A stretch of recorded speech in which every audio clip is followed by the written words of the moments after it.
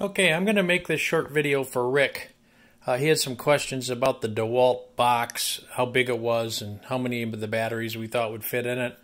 I had originally planned on actually putting 5 or 6 in here. I know 5 will fit, 6 will fit for sure, but let me see if I can get Rick some ideas of how big this thing is.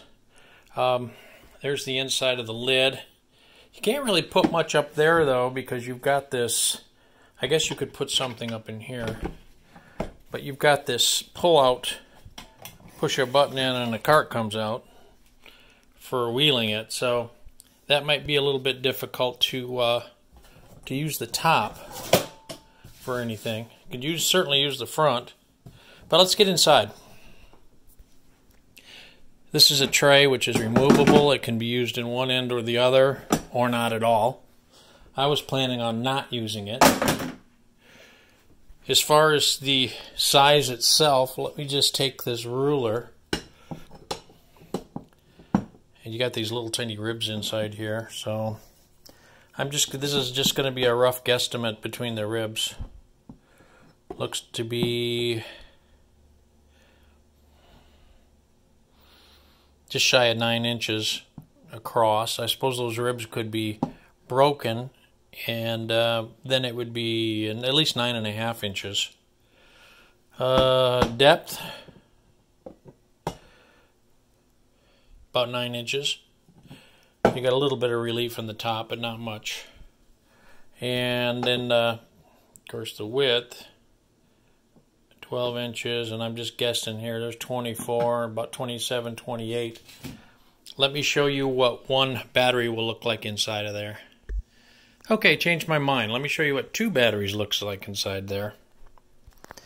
You actually still have a little bit of space here in this end. Oh, maybe, I don't know, 12-volt inverter or something down in this end. On the other end, this would be where all your wires and all that stuff. I suppose if you were real tidy, we might fit that pure sine wave inverter in the end of that, and we'll test that theory. Hang on just a second, let me just show you something else.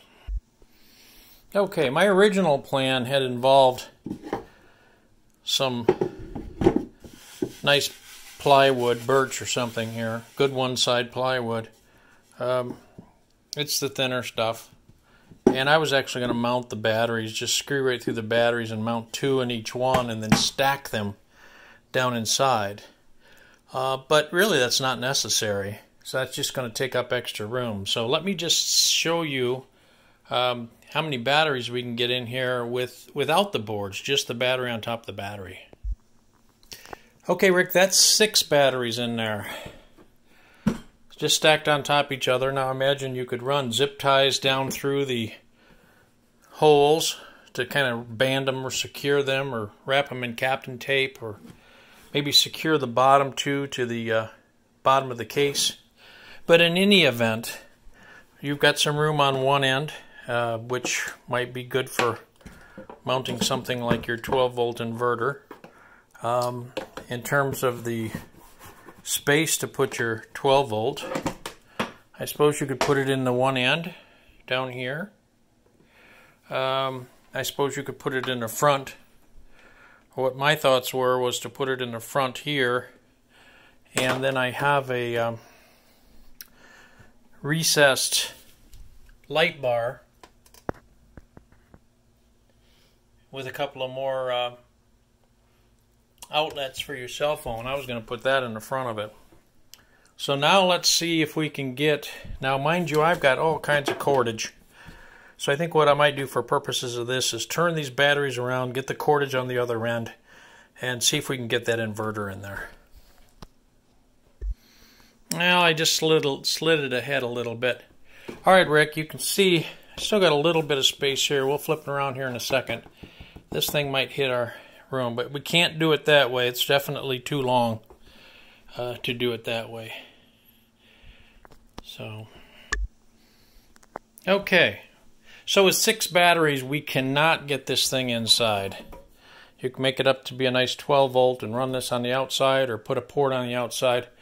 But you can see, because of this, I can't get the case shut. I actually had to turn the inverter over so that it doesn't hit these little ribs right here. So next, let's pull this down to 4, which was what your original question was. Will it fit inside with 4 batteries? So let's try that next. Okay, and to finally answer your questions, will it all fit? Yes, it will. Down at the bottom, I've got 4 battery packs. And you can see I still have a lot of room right here. Down the side, like I mentioned before, for your 12-volt system out here, or your 12-volt inverter, or what have you. Now, I did notice that this inverter seems to fit perfectly in between these two. If you want to turn it up the correct way,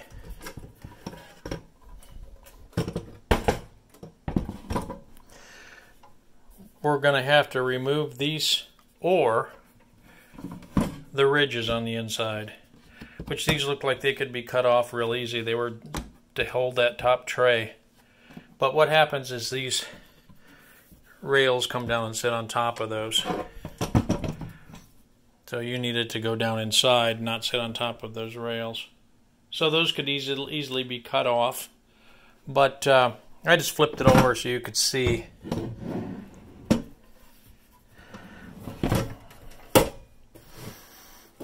I've got that in the center. It will come all the way down to the end, which frees you up more room down on this end. And you can see you've got all kinds of room down here. And then, will the case shut?